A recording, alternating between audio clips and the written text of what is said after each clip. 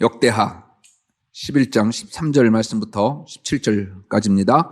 온 이스라엘의 제사장들과 레위 사람들이 그들의 모든 지방에서부터 르호보암에게 돌아오되 레위 사람들이 자기들의 마을들과 산업을 떠나 유다와 예루살렘에 이르렀으니 이는 여로보암과 그의 아들들이 그들을 해임하여 여호와께 제사장의 직분을 행하지 못하게 하고 여로보암이 여러 산당과 순념소 우상과 자기가 만든 송아지 우상을 위하여 친히 제사장들을 세움이라.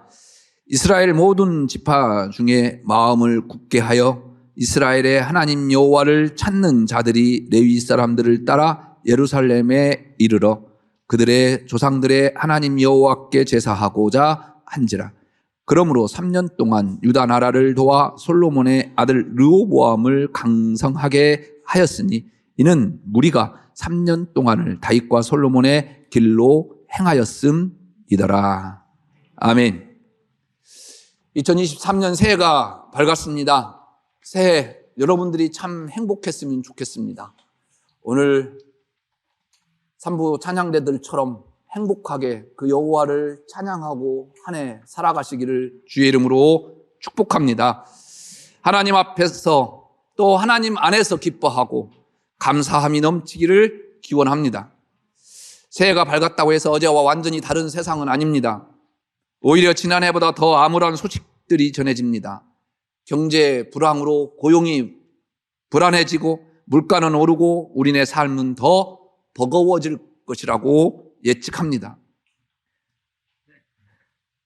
정치적, 사회적으로도 절망적인 것은 마찬가지입니다.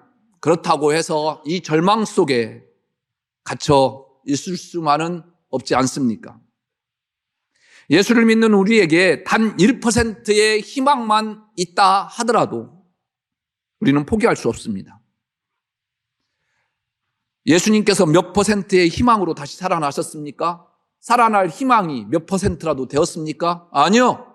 단 1%도 없었습니다. 그러나 그 가운데 하나님께서 예수 그리스도를 일으켜 세워주셨습니다. 부활하셨습니다. 저와 여러분들을 위해서.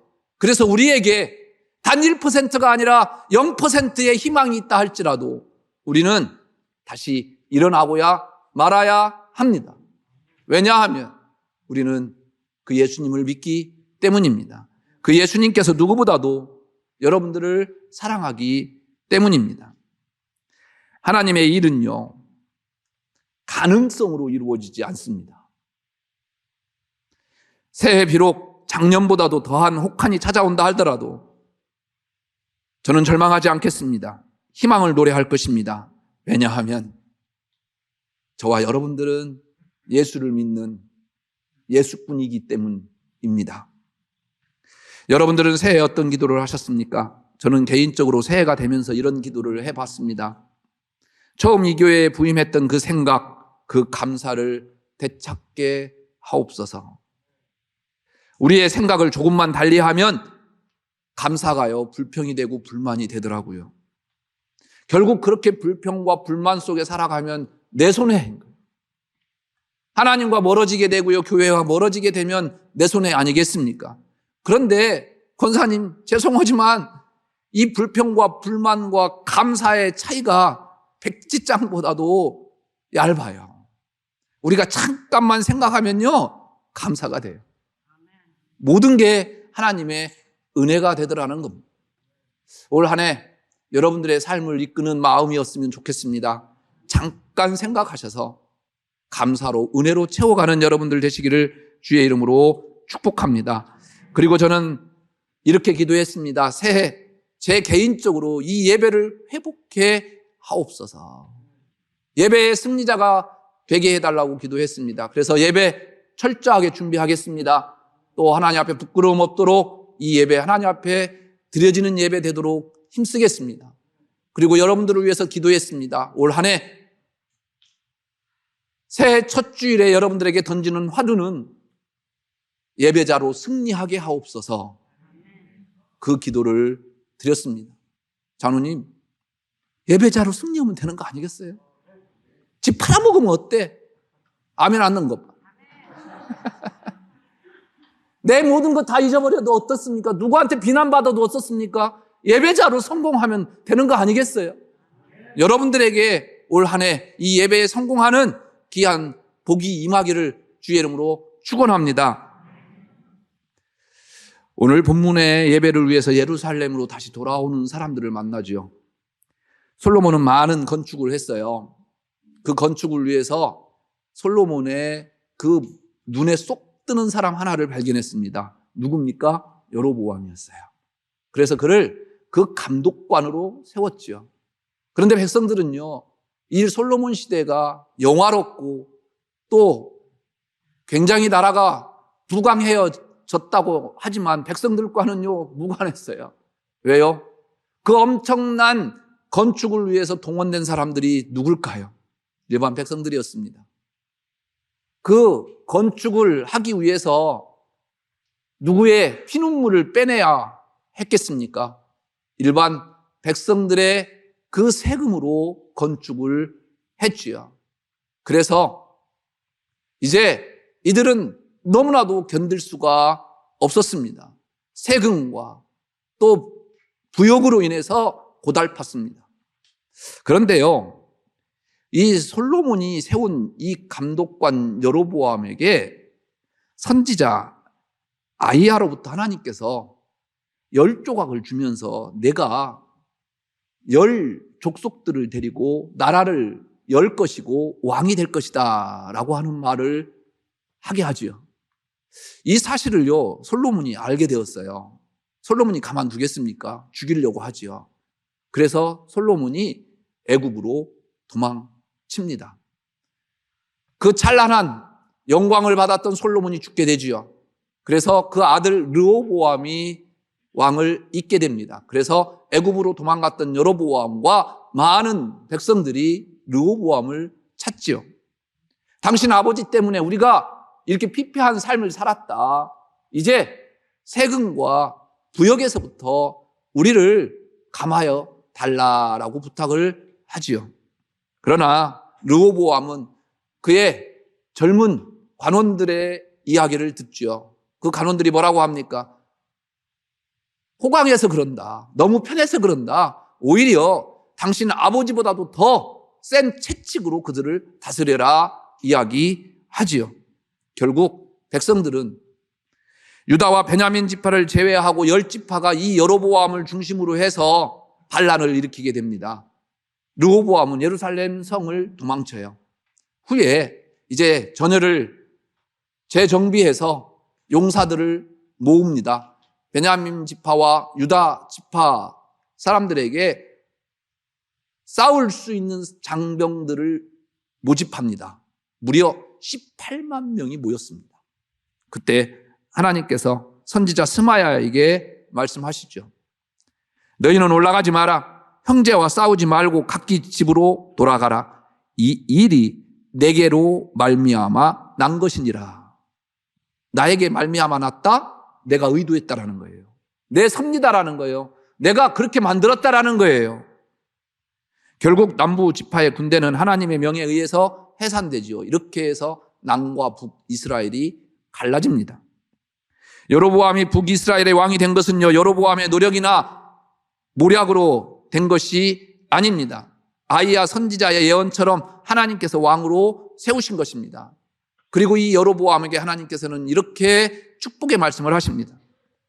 내가 만일 내가 명령한 모든 일에 순종하고 내 길로 행하며 내 눈에 합당한 일을 하며 내 종 다윗이 행함같이 내 율례와 명령을 지키면 내가 너와 함께 있어 내가 다윗을 위하여 집을 세운 것 같이 너를 위하여 견고한 집을 세우고 이스라엘을 내게 주리라. 여러분, 다윗에게 하나님께서 약속한 것이 무엇입니까? 너의 옆구리에서부터 나오는 유다 족속들을 자손 만대에 이르기까지 왕으로 내가 세울 것이다. 내 민족이 온 땅의 복의 근원이 되게 할 것이다 라고 이야기하지 않았습니까? 그런데 그 다윗 가문을 반란하고 새롭게 나라를 세운 여로보암에게 내가 다윗과 같이 함께 할 것이다 라고 하나님께서 이야기하시네요. 이거 어떻게 된 말입니까? 그렇게 하나님께서 복을 받았던 이 여로보암이 어떻게 되었습니까? 구약의 북이스라엘 왕들 가운데 악한 왕에게 꼭 따라붙는 수식어가 있지요. 여로보암의 길을 따랐더라. 이런 여로보암이 어떻게 그런 말을 듣게 되었을까? 북이스라엘 10지파가 여로보암을 왕으로 나라를 세운 것은 여로보암이 바른 왕이 될 것이라고 하는 기대감과 희망이었죠. 그러나 여로보암도 르호보암과 다를 바가 없었습니다. 열왕기상 12장에 보면요, 여로보암은 왕위에 오르자마자 무엇을 건축합니까? 세겜과 분우엘이라고 기록하고 있습니다. 세겜, 이미 존재했던 아주 오래된 고성이에요. 근데 그 성을 만들었다라는 말은 무슨 말일까요? 그곳을 수도로 삼고 그곳에 궁전을 지었다라는 말로 이해할 수 있습니다. 여러분, 이 세겜 땅이 어딘 줄 아세요? 아브라함이 무조건 하나님께서 지시할 땅으로 가라고 할 때 가나안 땅에 와서 가장 먼저 제사를 지냈던 곳이 이 세겜이에요. 언젠가도 말씀드렸지만요, 이 세겜은 여호수아가 가나안 땅을 다 정벌하고 난 다음에 이스라엘 백성들을 다 불러 모아놓고 마지막 유언을 하지요. 저주와 축복의 산 가운데에 있는 곳이 바로 이 세겜이었어요. 여기에서요, 마지막 유언을 했어요, 여호수아가. 그래서 종교적으로 굉장히 중요한 곳이에요. 그러니까 이 여로보암도 그것을 알았는가 봐요. 그래서 그곳에 수도로 세웠던 거예요. 분우엘은 어디냐? 분우엘로 음역된 페누엘이라고 하는 곳은요, 하나님의 얼굴이라는 뜻이에요. 좀 들어보셨죠? 누구에게? 야곱에게 하나님께서 나타나셔서 하나님 앞에 이 야곱이 하나님의 얼굴, 분이엘, 창세기에는 그렇게 기록된 곳이 이 분우엘, 페누엘이었습니다. 이곳은요, 세겜에서부터 동쪽으로 약 40km 떨어진 요단 동편에 있는 곳입니다. 야복강을 끼고 군사적인 요충지입니다. 여로보암은 동쪽에서부터 이 서쪽 수도에 있는 세겜에 이르는 방어선을 구축했다라는 이야기예요. 누가 성을 쌓겠습니까? 누가 궁전을 짓겠습니까? 백성들이에요. 또 무슨 돈으로? 백성들이 내는 세금으로. 아이러니하지요. 르호보암에게 너네 아버지가 우리를 너무너무 못 살게 군다. 그 세금 너무 많아서 못 살겠다. 또 너무너무 많이 노동력을 착취해서 못 살겠다라고 했는데, 그래서 여로보암을 왕으로 해서 새롭게 나라를 건국했는데 이 여로보암도 똑같네요. 여러분, 누구를 믿겠습니까? 인간의 역사를 믿으십니까? 그런데요, 얼마 안 돼서 이 여로보암은 수도를 세겜에서요, 디르샤라고 하는 곳으로 옮겨요. 그러면 그곳에 또 무엇을 지었겠습니까? 왕궁을 지었겠지요. 이처럼 수도를 옮기고 성읍을 개축하는 등 건설 공사로 백성들은 예전처럼 막대한 세금과 부역에 시달렸을 것입니다. 북쪽 10지파가 다시 나라를 세운 이유가 무엇입니까? 세금과 부역 때문이었는데, 오히려 그 혁명을 성공한 이스라엘 백성들에게 선물이 오야 되는데 그 선물은 똑같았다라는 거예요. 북이스라엘을 세운 명분은 어디로 갔습니까? 이뿐만이 아니었죠. 여로보암은 예배를 드리러 예루살렘에 있는 남유다로 가서 돌아오지 않을까 봐서 금송아지 2마리를 만들죠. 그래서 어디다? 단과 베델이라는 곳에 만들어 놨어요. 당시만 하더라도요, 지금도 마찬가지지만 예배는요, 하나님 앞에 드리는 거잖아요. 그러면 그 예배의 장소를 하나님께서 정해주신 거예요. 하나님께서 어디에서 드려라라고 하니까요, 남과 북이 갈라졌지만 북이스라엘 사람들이요, 남유다 예루살렘으로 가서 예배를 드린 거예요. 그러니까 이 여로보암은 르호보암에 가서 안 돌아올 것 같아서 막아놓은 거예요, 이제. 그리고 단과 베델에 금송아지를 만들어 놨는데요, 이 금송아지가 우상이라고 생각한 게 아니에요. 하나님이다라고 생각해서 여기다 예배 드리자라고 이야기한 것이에요. 그리고 산당을 지어서 오늘 본문 말씀에도 순양을 지어놓고 우상을 숭배케 만들었다라는 거예요. 그런데 거기에서 끝난 게 아니었습니다. 모세가 처음 이스라엘 백성들에게 기업을 나눌 때 레위 지파 여러분들 기억하시죠? 그들은요, 하나님의 성막을 위해서, 성전을 위해서만 봉사하고 먹고 살게 만들었어요. 어떻게? 일반 백성들이 제사를 지내는 그 제사의 제물로 먹여 살릴 뿐만 아니라 일반 백성들이 내는 11조를 가지고 그들이 삶을 영위하도록 만들었습니다. 어디에서 거처했습니까? 여러분들이 잘 알고 있는 도피성 6개와 또 그들이 살 수 있는 곳 성읍 48개를 만들죠. 어떻게? 제비를 뽑아서 각 지파별로 너희들 이들 살 수 있는 거처를 마련해 줘라 라고 해서요, 전국으로 레위인들은 흩어지게 되고 하나님의 제사를 맡아 보게 했어요. 근데 이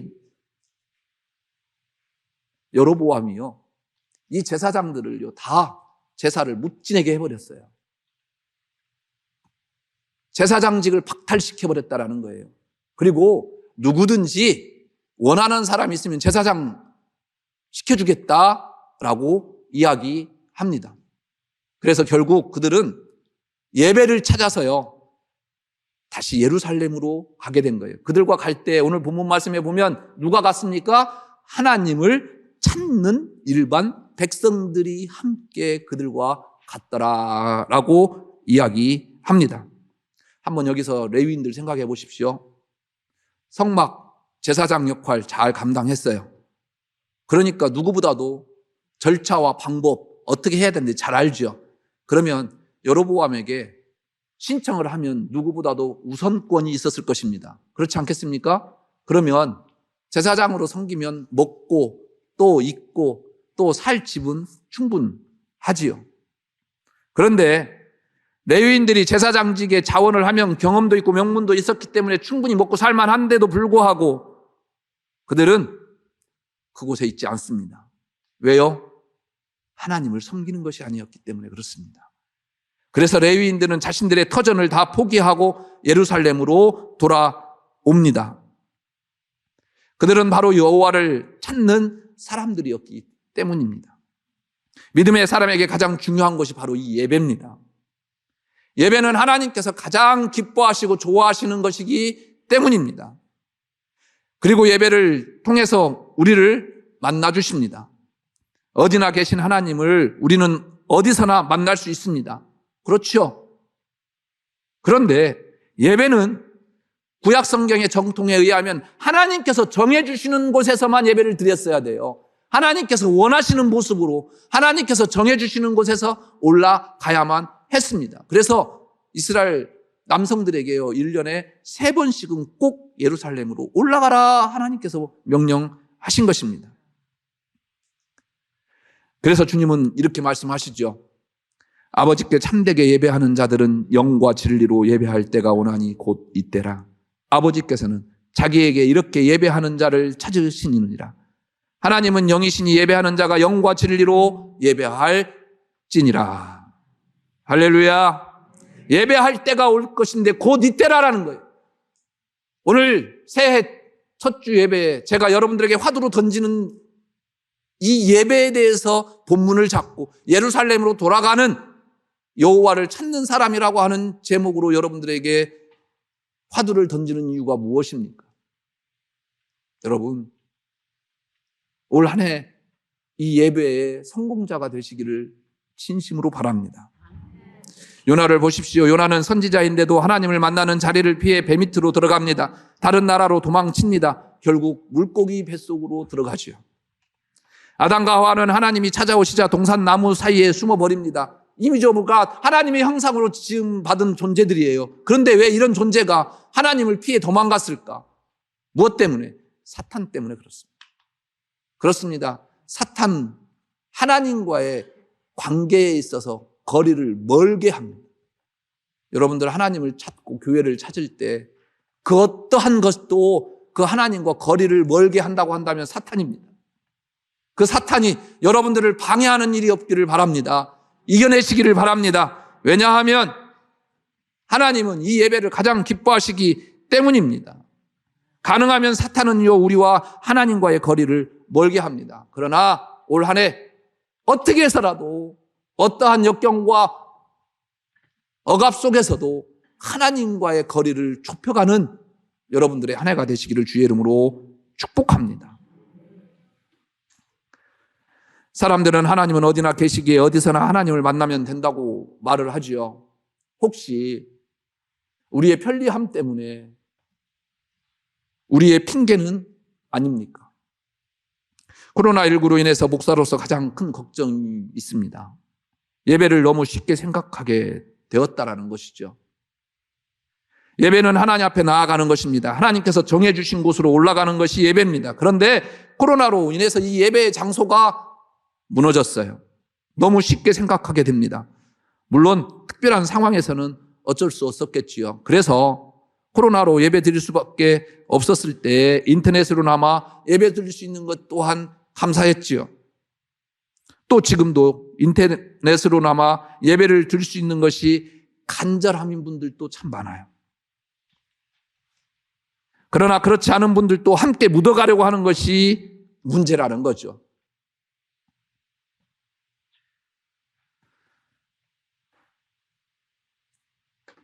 쉽게 나태함으로 주의 전에 나오는 것을 회피한다고 한다면 그것이 참된 예배일까?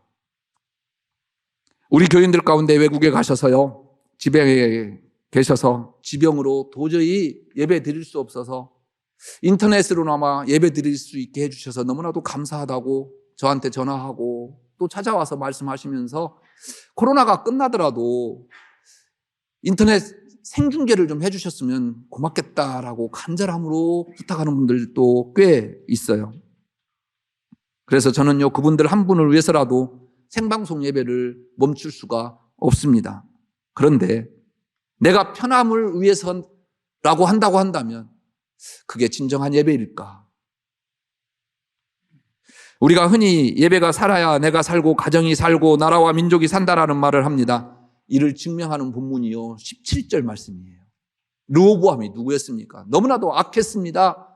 아버지보다도 더 악했습니다. 그래서 여로보암을 중심으로 해서 10지파가 새로운 나라를 세웠지 않습니까? 그런데 이 17절에 보면 레위인들과 제사장들과 누가 여호와를 찾는 간절함이 있는 사람들이 이 예루살렘으로 오니까요, 놀라운 일이 벌어지네요. 어떤 일이 벌어졌습니까? 르호보암이 똑같이 통치함에도 불구하고 예루살렘으로 찾아온 사람들 때문에 3년 동안이나 평안했더라. 여러분들 때문에 우리 꿈꾸는 교회가 3년 동안 평안하기를 바랍니다. 아멘 하면 안 되지요. 영원히 평안해야죠. 예루살렘으로 온 레위인들과 제사장들 때문에 3년 동안 평안했다고 한다면 우리 교회는 여러분들 때문에 주님 오실 때까지 평안해야죠. 여러분들 때문에 여러분들의 사업터가, 여러분들의 가정이, 여러분들의 자녀들의 앞길이 형통해야지요. 그래서 한 사람이 중요해. 따라서 하겠습니다. 내가 그래서 귀합니다. 최고입니다. 옆분들과 인사하겠습니다. 당신이 최고입니다. 당신이 최고여야 해요. 왜? 당신 때문에 이 교회가 행복해야 되고, 여러분들의 가정이 행복해야 되고, 여러분들의 자녀들이 행복해야 되고, 이 나라가 행복해야 되니까. 정치인들 믿으십니까? 그들에게 맡겨놓을 수 없지 않습니까? 여러분들이 예배로 똑바로 서야 이 나라가 똑바로 설 거 아니겠습니까? 조선시대에요, 일찍 남편을 여의고 혼자 싹바느질로 두 아들을 키우던 가난한 어머니가 있었어요. 어느 날 처마 밑에 이상한 거예요. 삽으로 파봤더니 큰 가마솥이 나오네요. 그 안에 뭐가 들어있는 줄 아셨어요? 은전으로 가득 찼어요. 명장로님, 이 아이가 하나님의 뜻이다. 이거 아파트 더 넓은 평수로 옮기라는 뜻이다. 얼른 파냈겠죠. 저도 그러겠죠. 그런데 이 어머니는요, 삽으로 다시 흔적도 없이 묻어버렸어요. 그리고 그 집을 팔고 다른 곳으로 이사 갔어요. 너무너무 생각만 해도 아까워 죽겠어요.